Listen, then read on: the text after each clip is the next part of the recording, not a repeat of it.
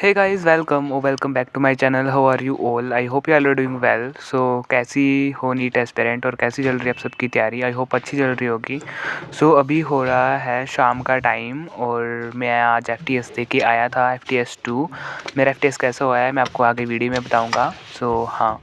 अभी मैं कर रहा था ये मोलिकुलर बेसिस ऑफ इनहेरिटेंस, क्योंकि अगले टेस्ट में यही आ रहा था और बीच में मैं बीमार हो गया था तो नहीं दे पाया FTS 2। इतना ज़्यादा बैकलॉग हो गया मेरा, 2-3 दिन एकदम BP लो रहा FTS 2 के बाद।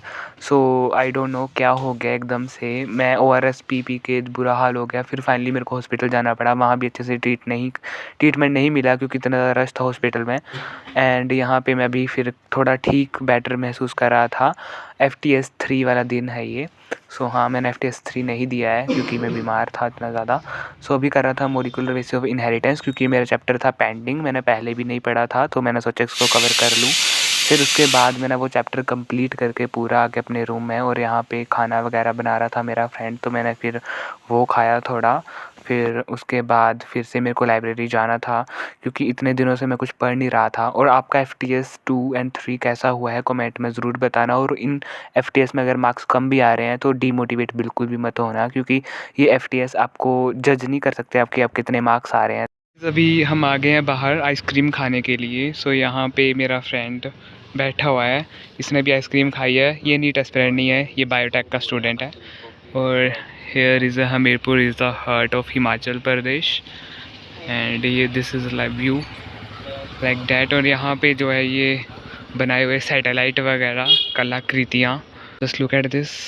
और हेयर इज़ अ लाइब्रेरी, यहाँ पे पीछे बैक साइड लाइब्रेरी है। एंड यहाँ पे है शहीद गवर्नमेंट मिथुल शर्मा। वैसे मैं आपको क्यों ही बता रहा हूँ ये सब, आपके क्या ही फ़ायदा है। आप देख सकते हो गार्डनिंग वगैरह करी हुई है यहाँ पे, तो बैठने के लिए अच्छा स्पेस बनाया हुआ है। हे हे बॉय, आप कुछ बोलना चाहोगे नीट के बारे में, नीट एस्पिरेंट के बारे में कुछ अच्छी सलाह देना चाहोगे? अरे ये जो नीट की प्रेपरेशन कर रहे हैं उनके बारे में कुछ अच्छी सलाह कि आप कैसे तैयारी करें, कुछ बता रहे उनको मैं यही बोलना चाहूँगा हाँ कि जो भी तुमने पैसा लगाया है हाँ उसकी वर्थ निकालो। हाँ। इसलिए पढ़ो लिखो, अभी थोड़े ही दिन बचे हैं। जो स्ट्रेस हो रहा है, एंजाइटी हो रही है, उसको कैसे टैकल करें आप बता सकते हो? स्ट्रेस और एनजाइटी का ऐसा है कि जब आप नीट की प्रेपरेशन कर रहे थे अपनी, तो आपको कैसा स्ट्रेस होता था? देखो अभी मुझे तो कोई स्ट्रेस नहीं होता था, टू बी ऑनेस्ट। मेरे टाइम पे मैंने बहुत ज़्यादा मस्ती की है, घुमा फिरा हूँ, तो शायद बट डेस्टिनी में कोई जो बात होता है नहीं, जो होता है बायोटेक इज़ आल्सो गुड। ऐसी कोई बात नहीं है, वी आर बायोटेक्नोलॉजिस्ट। या आप कोई मैसेज देना चाहोगे या नीट 2025 एस्पिरेंट्स को कि किस तरह से प्रेपरेशन करें, किस तरह से अपने इंक्रीज़ करें मार्क्स जो इनके नहीं आ रहे हैं?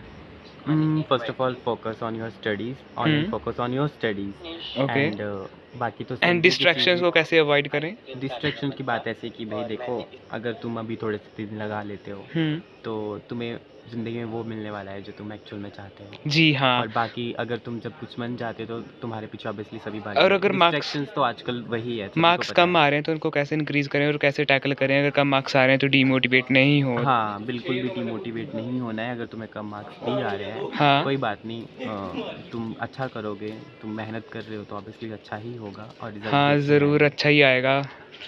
बाकी ऑल दी बेस्ट बोल दीजिए नीट एस्पिरेंट के लिए। Best for all the NEET aspirants and thank you so much.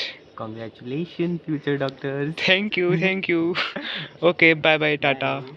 Guys, उसके बाद मैं आ गया था लाइब्रेरी में। क्या मेरे को केमिस्ट्री का करना था, ये पी ब्लॉक जो मेरा पेंडिंग था इतने दिनों से मैं यही करे जा रहा हूँ, मेरा ख़त्म ही नहीं हो रहा है। इतना बड़ा चैप्टर है और इतनी ज़्यादा डिफ़िकल्ट इसकी NCERT है। मुझे पता नहीं चल रहा था इसमें कौन से टॉपिक करूँ, क्या कट हुआ है। कोई बोल रहा है पूरा करो, कोई बोल रहा है कट हो, तो बहुत ज़्यादा होच पोच हो गया है। मैंने जो 15 और 16 ग्रुप है वो मैंने सारे ही करे हैं, और जो भी 17 ग्रुप है मैं उसका थोड़ा थोड़ा कर रहा हूँ। और गाइस, ये जो एग्जाम्पल होते हैं बहुत ज़्यादा इंपॉर्टेंट होते हैं, इनको मत छोड़ा करो, क्योंकि डायरेक्ट क्वेश्चन मैंने देखे हैं 2022 2021 में ज़्यादातर क्वेश्चन आए हैं यहाँ से ही डायरेक्टली उठ के आ जाते हैं क्वेश्चन। NCERT को लिख लिख के करा करो आप, और NCERT को जितना लिखोगे, जितनी ज़्यादा बार, उतना ही आपको याद रहेगा और उतनी ही ज़्यादा जो है वो आपकी स्पीड और एक्यूरेसी बनेगी आपके क्वेश्चन सॉल्व करने की। सो यहाँ पे मैं कर रहा था ये इंटर हैलोजन कंपाउंड्स, क्योंकि सिलेबस में है और क्योंकि थोड़ा सा ही दिया है प्रॉपर्टीज़ में, बट ये करना पड़ता है। और इसके बाद ये कंपाउंड्स दिए रखे थे हाइपोहाइलस जो भी है ये कंपाउंड्स, ये आउट ऑफ एनसीईआरटी बता रहे थे कुछ लोग, बट ये एनसीईआरटी में है।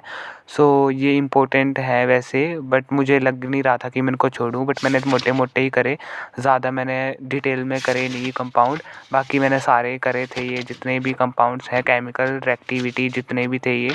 सो आप मेरे को कमेंट में बताना कि किस तरह से जो है वो प्रिपेयर करूँ इनको मैं। तो अभी मेरे को थोड़ा बहुत है करने के लिए ये सब काम। सो आपने पूरा करा है या आधा करा है, मेरे को कमेंट में बताना कि हाँ। और एफटीएस कैसा गया है आपका थर्ड, वो भी बताना। तो कुछ लोग, मैं ओआरएस जो है वो पी के बुरा हाल हो गया, जैसे मैंने आपको पहले ही बोला था कि हाँ ओआरएस, क्योंकि मेरा बीपी लो था तो 2-3 दिन उठा भी नहीं जा रहा था, इतनी ज़्यादा वीकनेस, क्योंकि उससे पहले मैं बीमार था और उसके बाद स्ट्रेस और एंजाइटी से इतना ज़्यादा पेट दर्द कर रहा था, उसके बाद मेरे को ये सब करना पड़ा। गाइस जैसे जैसे एग्ज़ाम पास आता जा रहा है उसी ही इतनी ही जल्दी से जो है वो हेल्थ इशू आ रहे हैं, इतनी ज़्यादा स्ट्रेस एंजाइटी हो रही है, बहुत ज़्यादा डर लगने लग रहा है खुद से, ऐसे लग रहा है कि कुछ भी नहीं आता है। लिटरली आपको भी ऐसा लग रहा है क्या कि कुछ भी नहीं आता है, कि थोड़ा टाइम और मिल जाता है, 2-3 मंथ मिल जाते तो और ज़्यादा अच्छे से कर पाते, बट अभी टाइम बिल्कुल कम है। पता नहीं इतने दिन कैसे हो गए, कुछ समझ में नहीं आ रहा, बहुत ज़्यादा टेंशन हो रही है, मार्क्स इंक्रीज़ नहीं हो रहे हैं। सो क्या ही कर सकते हैं, जो होना होगा वो होके ही रहेगा। सो हाँ, अब हम तो पढ़ ही सकते हैं, इसके अलावा तो कुछ नहीं कर सकते हैं। बाकी अपनी हेल्थ का बहुत ज़्यादा ध्यान रखो, क्योंकि हेल्थ अच्छी रहेगी तभी आप पढ़ पाओगे, अगर हेल्थ ही बेकार है तो पढ़ भी नहीं सकते हो। सो अभी फ़ास्ट फूड तो बिल्कुल अवॉइड ही कर दो, खाओ ही मत कुछ जब तक नीट है, मेरी मानो तो, क्योंकि फ़ास्ट फूड खा के ही ज़्यादातर तबीयत ख़राब होती है लोगों की। और ज़्यादा स्ट्रेस भी मत लो और पानी पीते रहो ज़्यादा से ज़्यादा। इस दिन में यहाँ इतना ज़्यादा रश होता है, पैर रखने की जगह नहीं होती है इस रोड पे। और अभी देखो रात के 2 बजे कितनी ज़्यादा शांति है यहाँ पे। मतलब असली मज़ा तो रात के 2 बजे यहाँ पे घूमने का, बस अपना राज है। गाइस जैसे जैसे एग्ज़ाम पास आ रहा है, मेरा दवाइयाँ खा खा के बुरा हाल हो रखा है, क्योंकि मेरी तबीयत ही ठीक नहीं हो रही है 3-4 दिनों से। सो दवाइयाँ पता नहीं क्या हो गया है, पेट में बहुत ज़्यादा दर्द और एंजाइटी, पेट में जलन, पता नहीं क्या ही हो रहा है, बहुत ज़्यादा तबीयत ख़राब लग रही है। हो क्या करें, अब कितने कम दिन हैं, करना तो पड़ेगा ही। अभी तो हेल्थ से भी ज़्यादा इम्पोर्टेंट नीट का लग रहा है, क्योंकि कैरियर डिसाइडिंग है। बट क्या ही करें, आई हैव नो वर्ड्स। खैर छोड़िए, मिलता हूँ थोड़ी देर में।